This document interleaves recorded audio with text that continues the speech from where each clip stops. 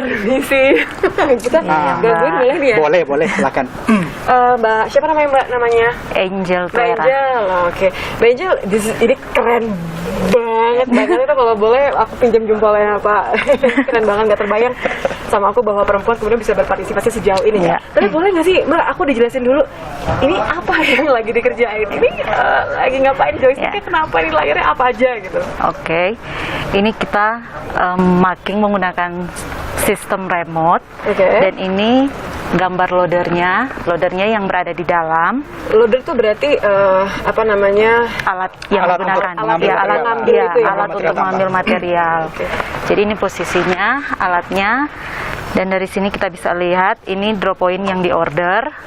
Jadi kita ambilnya yang di sini. Hijau-hijau ini adalah titik-titik di mana ini harus diambil. Iya, ini drop point yang memiliki order. Jadi kita pergi ke drop point 38 shot.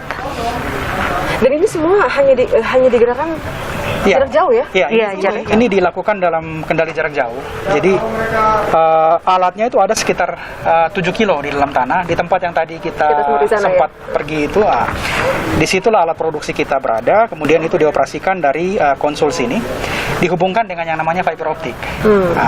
Jadi kita mengoperasikan alat ini untuk mengambil material tambang sesuai dengan yang direncanakan oleh bagian perencanaan. Susah nggak sih Mbak Angel? Ya, awalnya susah, tapi lama-kelamaan sudah terbiasa. Ini udah mau humble bragging. Awalnya susah, tapi sekarang udah gampang gitu ya. Merem juga bisa, tapi tidak juga. Tidak bisa. Jadi ini sedikit tambahan bahwa yang tadi saya sampaikan bahwa ore body kita itu basah, ya. Karena tadi kan kita bicara mengenai jumlah galon per menit yang keluar dari tambang bawah tanah. Ore body kita kalau kita lihat, ini sudah mulai basah, ya. Dan kalau sudah basah itu, pada suatu titik tertentu kalau sudah encer sekali, dia akan meluncur sendiri. Makanya itulah yang membuat, karena alasan keselamatan kerja kita betul. Jadi kita mentransisikan pengoperasian loader atau alat angkut atau alat angkut material tambang ini dengan menggunakan sistem remote. Ini diopernya akan kemana? Akan ke, aku kan sempat ke area yang crusher itu ya? Itu akan kemudian dioper ke situ? Betul. Jadi nanti dari drop point atau titik penarikan yang ada diambil, kemudian dibuang ke opas. Dari situ ditampung oleh trek dan didamping ke crusher. Meskipun Mbak Angel udah kelihatannya santai banget nih, gitu kan ya, udah kayak set gitu kan ya. Tapi apa yang paling sulit gitu, ketika menjadi operator loader ini? Ya, yang sulit itu kita harus fokus ya. Maksudnya kita lihat ini kayak gampang saja runningnya, tapi tetap harus fokus dalam bekerja. Karena yang bekerja di sini bukan hanya kita sendiri, tapi ada juga teman-teman kita yang berada di dalam yang membantu kita. Jadi setidaknya kita harus fokus sehingga alat terjaga, tidak ada kerusakan-kerusakan. Jadi kita pun enak runningnya. Ini kelihatan banget jawabnya pun tetap pelan karena tetap mengerjakan tugas. Aku gangguin dari tadi ya. Berapa lama sih kalau misalnya satu sesi kan shiftnya kan 12 jam kan? Tapi berapa lama duduk di sini? Karena kan konsentrasi kan kalau duduk lama-lama juga pegel ya nggak sih? Iya juga sih. Ya kalau misalnya kita kan kerjanya 12 jam, tapi kalau misalnya di saat mungkin ya konsentrasi hilang atau capek kita tinggal cari teman buat gantikan, istirahat sejenak baru ganti lagi. Berarti nggak boleh berhenti ya? Tetap harus. Iya, tetap full. Harus jalan gitu ya? Harus jalan terus. Jadi kenapa kita menerapkan sistem otomasi ini juga salah satunya untuk yang tadi saya sampaikan, efisiensi dan meningkatkan produktivitas kegiatan produksi. Kalau di sistem MindJam ini kan pergantiannya di konsol, jadi tidak ada waktu tunda yang terlalu banyak dalam kegiatan produksi yang dilakukan. Ini paling efektivitasnya itu kalau saya bilang mungkin 80-an persen, 90-an persen gitu. Jadi waktu yang terbuang tuh dalam satu hari paling itu cuma sekitar 30 menit sampai maksimum 1 jam aja untuk makan, untuk ganti shift dan lain sebagainya. Tapi selama sekitar 10-11 jam itu full kegiatan produksi dilakukan. Makanya ada berapa operator Pak? Di sini itu kita ada punya, jadi kalau di tambang GBC itu ada sekitar 6 atau 7 panel yang basah. Dan masing-masing panel itu kita menempatkan satu operator untuk mengoperasikan loader seperti ini. Nah, tapi kalau ada juga yang kita tempatkan misalnya 2 loader dalam satu panel, jadi bisa double operator yang ada. Kadang-kadang kita butuh sekitar 12 operator loader untuk mengoperasikan main jam seperti berarti let's say sebenarnya otomatisasi ini udah sekitar 70-80% kalau Freeport? Kalau di kita ya bergantung dengan transisi dari tingkat kebasahan dari kita punya badan biji. Kalau dia masih kering kita akan gunakan manual dulu. Tapi kalau sudah mulai basah kita akan mentransferkan kegiatan operasi dari manual ke remote. Seperti itu. Jadi untuk saat ini karena badan bijinya sudah basah kita harus lakukan remote untuk keselamatan kerja dari karyawan kita. Nah, sama juga dengan pengoperasian rock breaker, pengoperasian shoot itu pun juga kita lakukan dengan sistem jarak jauh. Mbak Jo udah berapa lama berarti di posisi ini sebagai operator main? Saya jalan 5 tahun. Jalan 5 tahun. Iya. Jalan 5 tahun dan rencananya memang akan terus akan terus stay ya. Iya. Itu kenapa? Apa yang Mbak Jo suka dari profesi ini, dari segala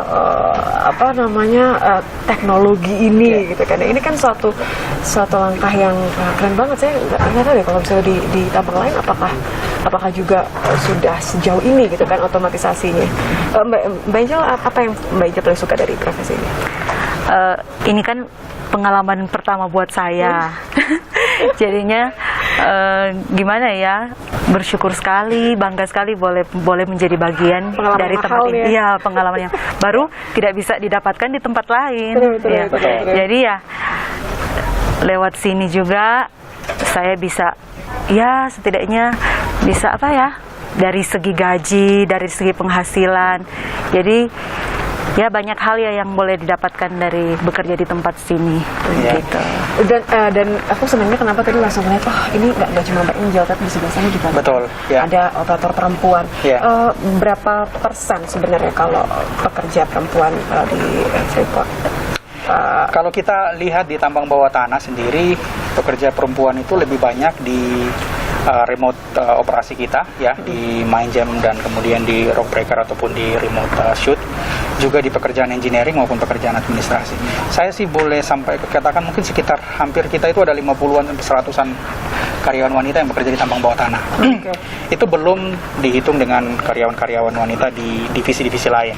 It's a good start yang mengingat bahwa ini adalah ranahnya pekerja pria ya biasanya ya. Tapi kan harapan ini aku sebagai perempuan dan aku yakin pasti banyak perempuan lain yang kemudian punya keinginan yang sama.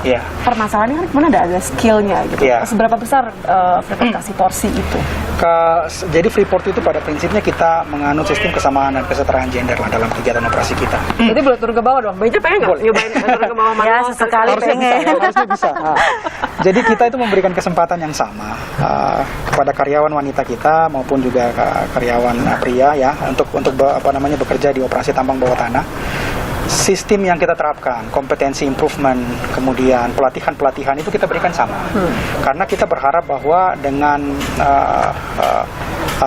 kesetaraan gender yang kita selalu ingin untuk fokus dan sukseskan itu di perusahaan kita, tentunya akan memberikan nilai tambah ya positif bagi perusahaan, memberikan keuntungan yang maksimal, tetapi juga melatih sebanyak mungkin tenaga kerja profesional yang kompeten di bidangnya, terutama di bidang tambang, untuk berkiprah di PT Freeport Indonesia maupun juga berkiprah di perusahaan penambangan yang lain. Karena saya yakin kalau bisa semakin banyak kemudian talenta lokal yang capable dengan apapun itu teknologi yang baru ada, saya kan yakin setelah ini pasti masih banyak lagi inovasinya. Itu akan semakin keren, modalnya akan semakin bertambah juga, jadi efisiensinya dan efektivitas tadi juga akan semakin bertambah gitu ya Pak. Benar.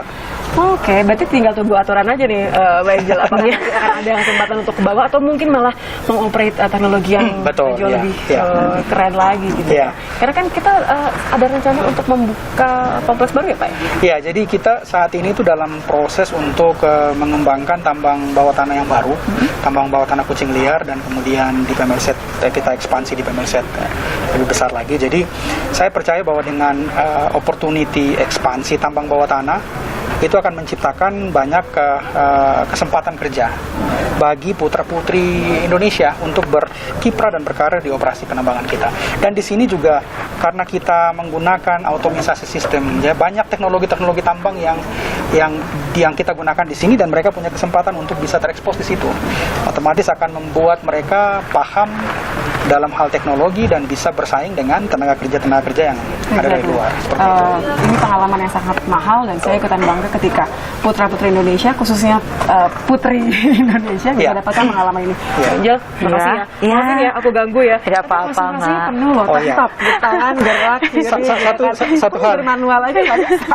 Satu hal nih, mereka memang harus fokus karena setiap kali dia menggerakkan tombol di sini, itu alatnya bergerak di dalam sekian derajat misalnya seperti itu. Kalau dia tidak fokus, dia akan tabrak ke kiri atau ke kanan. Akhirnya alat rusak seperti yang tadi disampaikan oleh Angel ya. Seperti itu. Tentu ada tantangan sendiri. Sekali lagi terima kasih, selamat bekerja sama-sama. kembali.